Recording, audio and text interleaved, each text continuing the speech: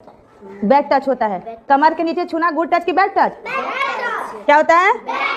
तो किसी को बैक टच करने देंगे? हाँ, बैक टच करने दोगी? हाँ, क्या है? अरे नहीं नहीं, ये बैक टच नहीं। देखो बहुत अच्छा, अगर हम बोले भी कि वो बैड टच नहीं है या अंकल भी बोले कि ये बैड टच नहीं है तो मानोगे क्या? वेरी गुड, बहुत अच्छा, ताली दीजिए। सरकारी स्कूल में भी बेहतर शिक्षा मिल सकती है। आप अपने बच्चों को भेज के तो देखिए। उनके कब्जे से शिक्षा को मुक्त करना अब बहुत जरूरी है। उन्होंने सरकारी स्कूल में शिक्षा ग्रहण करके और आला दर्जे के पद पे वो आज भी है। जिस प्रताड़ना से वो गुजर रही थी, शायद उसकी मानसिकता उतनी मजबूत नहीं थी कि वो इस चीज को झेल ले। कहीं ना कहीं सबसे मिली भगत रहती है। और फिर से बोल रहे हैं, माफियाओं के आगे किसकी चली आज किसकी चलेगी, चाहे सरकार किसी की भी हो, चाहे योगी जी हो, मोदी जी हो या नीतीश जी हो। आपके बच्चों का स्तर गिर रहा है दिन पर दिन। ये शिक्षा एक व्यवसाय हो गया है। इसी वजह से स्थानीय शासन प्रशासन हो या सरकार हो, एक शब्द भी नहीं बोल पाती इन लोगों के बारे में।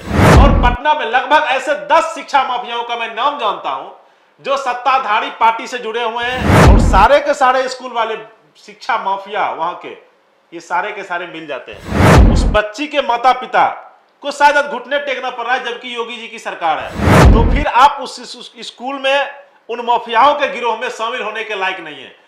नमस्कार, आप देख रहे हैं देशवा न्यूज और मैं हूं आपके साथ हर्षिता प्रताप सिंह। आजकल हर बच्चे के माँ बाप के बीच एक रेस लगी हुई है।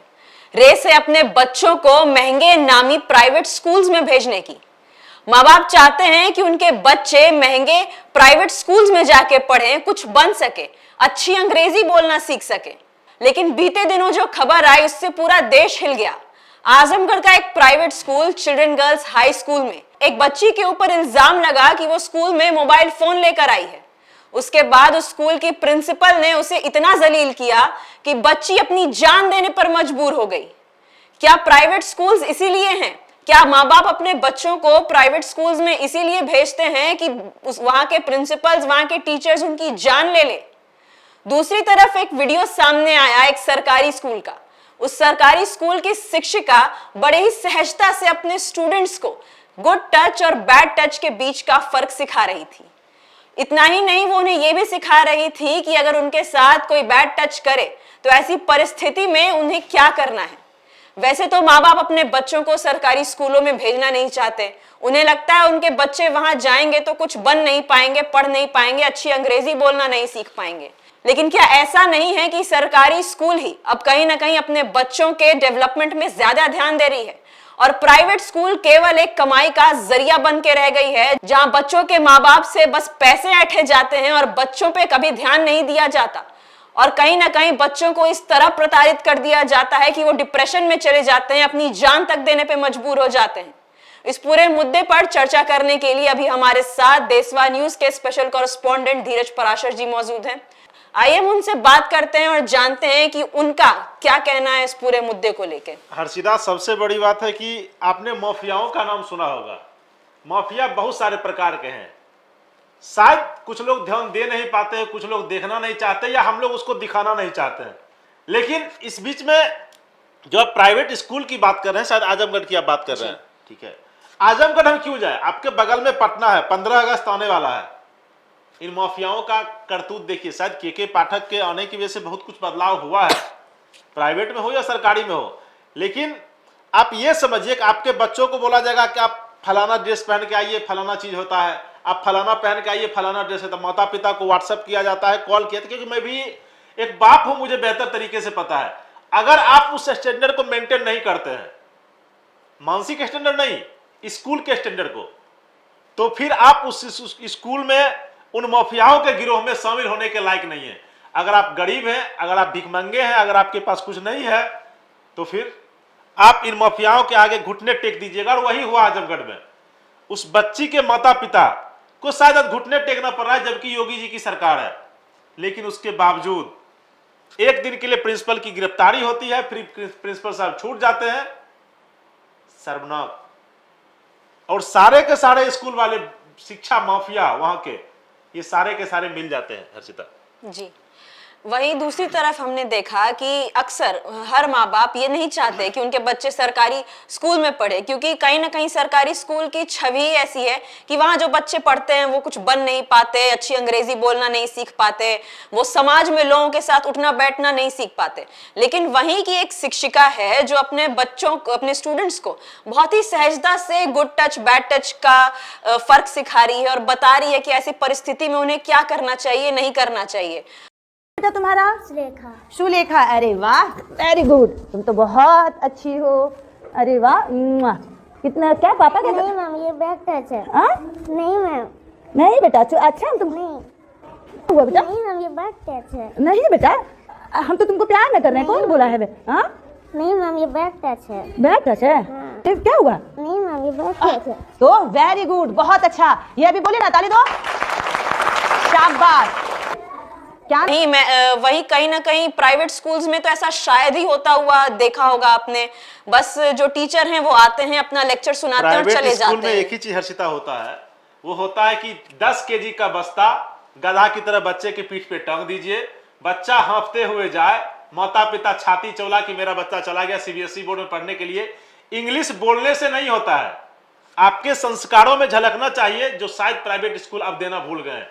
चाहे स्कूल कहीं का हो, स्कूल किसी का हो, मैं बात सबकी करता हूं, और इसमें कहीं ना कहीं चाहे राज्य के शिक्षा मंत्री का ध्यान नहीं जा रहा हो या केंद्र के शिक्षा मंत्री का ध्यान नहीं जा रहा हो, जिस तरीके से गधा की तरह बच्चों के पीठ पे लाद दिया जाता है, सुबह से लेकर शाम तक बच्चे दौड़ते रहते हैं स्कूल वालों के चक्कर में।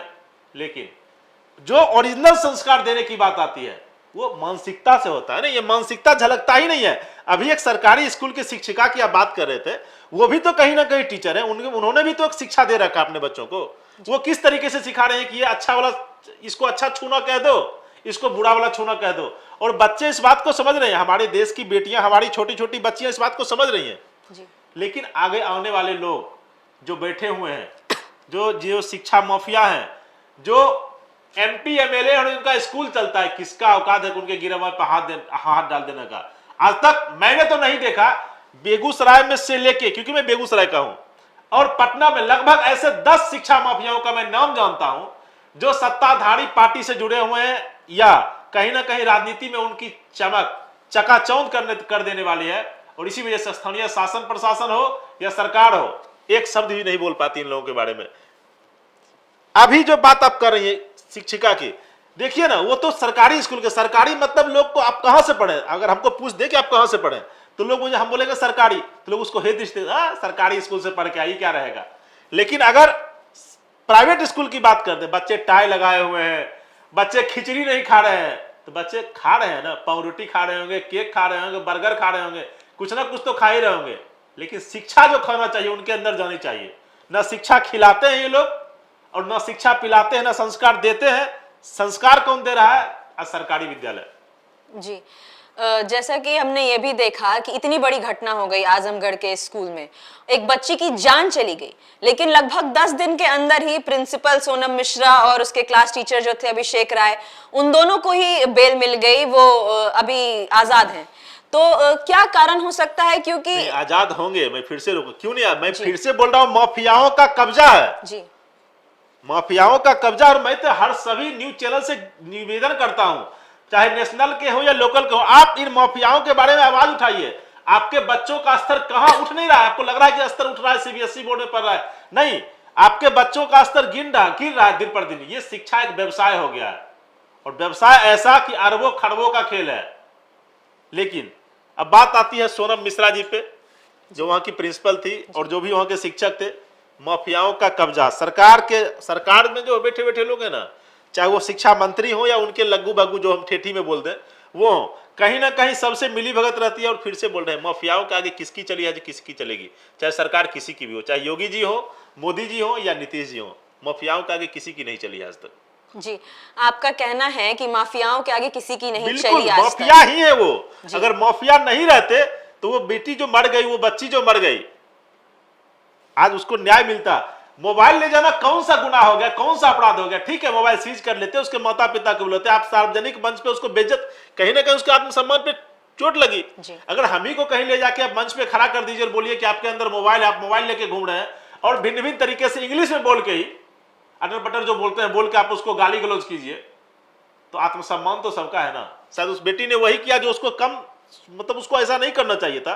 वो सोच नहीं पाई कि क्या डिसीजन सही है क्या गलत है, लेकिन स्कूल के द्वारा प्रताड़ित तो किया गया ना। जिस प्रताड़ना से वो गुजर रही थी, शायद उसकी मानसिकता उतनी मजबूत नहीं थी कि वो इस चीज को झेल ले, और वो नहीं झेल पाई, तो फिर सामने में जो कर गई वो गलत था। जी, प्राइवेट स्कूल्स की अगर हम बात कर रहे हैं तो ऐसा नहीं है कि लोग जानते नहीं हैं कि प्राइवेट स्कूल्स में क्या हो रहा है और अब केवल एक कमाई का धंधा बन के रह गया है। कभी जैसे कि मोबाइल फोन को लेकर बेइज्जत किया गया जैसे उस लड़की को, वैसे ही फीस को लेकर भी स्टूडेंट्स को सबके सामने सार्वजनिक तौर पे बोला जाता है कि तुमने फीस नहीं जमा किया, तुम्हें परीक्षा में नहीं बैठने दिया जाएगा वगैरह वगैरह। फिर भी जो माँ बाप हैं वो क्यों अपने बच्चों को वैसे ही प्राइवेट स्कूल्स में भेजना चाहते हैं, जबकि वो जानते हैं कि प्राइवेट स्कूल्स में ऐसा होता है। जो उनके बच्चे होते हैं वो घर आके उन्हें बताते भी हैं कि अगर हमने कल तक फीस नहीं जमा किया तो हमें परीक्षा में नहीं बैठने दिया जाएगा।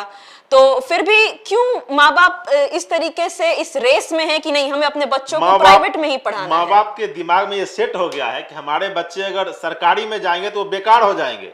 और मैं ऐसे बहुत सारे, चाहे नेता हो या IAS IPS की बात कर लूं, मैं नाम गिना सकता हूं जिन्होंने सरकारी स्कूल में शिक्षा ग्रहण करके और आला दर्जे के पद पे वो आज भी हैं और देश और समाज की सेवा कर रहे हैं। अब बगल में चले जाइए ना, विकास वैभव जी के बारे में जानिए, ठीक है, जहां से वो शुरू किए, फिर प्राइवेट स्कूल में गए, फिर वो अपने तरीके से जहां उनका शिक्षा गया। पूर्व DGP अभयानंद जी की बात कर लीजिए, उनके समय में कौन सा सरकारी स्कूल नहीं था और कौन सा प्राइवेट स्कूल नहीं था। पढ़ने वाला बच्चा पढ़ता है, उसके माता पिता नहीं पढ़ते या स्कूल नहीं पढ़ाता है उसको। स्कूल का काम है मार्गदर्शन देना, शिक्षक का काम है मार्गदर्शन देना। 15,000 लेके मैडम लोग करती क्या है, सिंपल तो रहती नहीं है, उनको चमक दमक दिखाना है। सर लोग करते क्या है, चमक दमक दिखाना है, क्योंकि दिखता है वही बिकता है।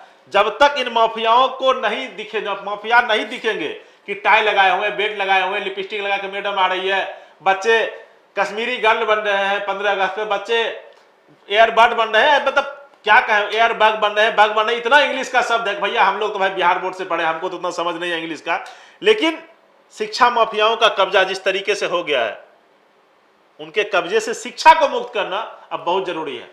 जी, लेकिन जो बच्चों के माँ बाप हैं, अगर वो चाहें तो इस परिस्थिति को पूरी तरीके से बदल सकते हैं, क्योंकि शिक्षा माफिया कुछ भी करें, अगर माँ बाप ये ठान ले कि नहीं, हम ये नहीं देख कर जाएंगे कि कितना नामी स्कूल है, हम अपने बच्चों को अच्छे स्कूल में पढ़ाएंगे, चाहे वो सरकारी हो या प्राइवेट, तो कहीं ना कहीं इन शिक्षा माफियाओं का तख्त हिल नहीं जाएगा। तख्त तो हिल गया है, लेकिन आखिर माँ बाप को बदलना होगा। ये जो अभी घटना हुई है, शिक्षा माफिया, अब देखिए मैनेज कर लेना दूसरा चीज हो गया, लेकिन आजमगढ़ के शिक्षा माफिया हिल तो गए होंगे इस घटना से। आगे से इस तरीके से देशवार न्यूज ने जिस तरीके से आवाज उठाया है, शायद इस तरीके से कोई भी करने से पहले 100 बार सोचेगा। लेकिन फिर भी मैं जो मतलब गार्जियन है उनसे मेरा निवेदन रहेगा पर्सनली कि आप अपने बच्चों को हाईफाई देख के मत पढ़ाइए। ये नहीं कि बजट अब लाखों लाख में जा रहा है, चलो पढ़ने वाला बच्चा, ऐसा नहीं है। सरकारी स्कूल में भी बेहतर शिक्षा मिल सकती है। आप अपने बच्चों को भेज के तो देखिए। आपको लगता है कि हमारे बच्चे, हाँ वहाँ संसाधनों का अभाव हो सकता है, वहाँ AC नहीं मिलेगा, हो सकता है पंखा नहीं मिलेगा, हो सकता है फर्श अच्छा नहीं मिले। जब तक आप अपने मानसिकता को नहीं बदलिएगा, ये माँ बाप के लिए मैसेज है, तब तक शिक्षा में लाख कुछ कर लीजिए। व्यवसाय की तरफ आप जाइएगा, शिक्षा का व्यवसायीकरण हो गया है, व्यवसाय की तरफ जाइएगा, और वही व्यवसाय आने वाले भारत का भविष्य चौपट कर रहा है, आपके बच्चों का भविष्य चौपट कर रहा है। और विकास के नाम पे, तो जिस तरीके से शिक्षा के विकास के नाम पे लूट मचा हुआ है, वो तो दिख ही रहा है। प्राइवेट स्कूल की शिक्षिकाओं का मैं शिक्षा पे उंगली नहीं उठाऊंगा, लेकिन मानसिकता की मैं बात करूंगा। मैं ये नहीं कहूंगा कि वो वेल एजुकेटेड नहीं है, बिल्कुल है, अगर नहीं है तो फिर पढ़ा कैसे रही है, लेकिन सोच वहां तक नहीं पहुंच पाया। सरकारी स्कूल के शिक्षिका का गया था। सोचने का जो होता है ना, दिमाग आपके पास कितना है, आपके दिमाग में कितना बात घूम रहा है, आप अपने बच्चों को, अपने समाज में, अपने छात्रों को किस तरीके से शिक्षा बता सकते हैं, मैसेज दे सकते हैं। सरकारी स्कूल की शिक्षिका वही बता रही थी, लेकिन प्राइवेट स्कूल वाले ये नहीं बता पाए, क्योंकि वहां तक उनका सोच ही नहीं पहुंच पाएगा। वो उतना ही देर में रह जाएंगे घूम फिर के, ये करना, ये नोटबुक बनाना है, ये हिंदी कॉपी नहीं है, ये अंग्रेजी कॉपी नहीं है, ये करना है, वो करना है। प्रैक्टिकल जो धरातल पे होता है उसको वो नहीं सिखा पाएंगे। अभी तक तो मैंने नहीं देखा है, आने वाले भविष्य में अब जो भी हो जाए। जी, अभी आपने देशवा न्यूज के सीनियर कॉरेस्पॉन्डेंट धीरज पराशर जी को सुना। उनका कहना है कि ये प्राइवेट स्कूल्स अब केवल कहीं ना कहीं कमाई का धंधा बन के रह गए हैं, जिसके पीछे बड़े बड़े माफियाओं का हाथ है, बड़े बड़े माफियाओं के इन्वेस्टमेंट्स हैं। और इतना ही नहीं, जहां तक बच्चों को सही शिक्षा देने की बात आती है, उन्हें सही और गलत का फर्क सिखाने की बात आती है, तो इससे कोई फर्क नहीं पड़ता एक बच्चा एसी वाले प्राइवेट स्कूल में है या छोटे से पंखे वाले सरकारी स्कूल में है। अगर शिक्षक की नीयत वैसी होगी, मानसिकता वैसी होगी, तो बच्चा कहीं भी सही और गलत का फर्क सीख सकता है, अच्छी शिक्षा प्राप्त कर सकता है। इस खबर में अभी के लिए इतना ही। आप आगे की खबरों के लिए देखते रहिए देशवा न्यूज।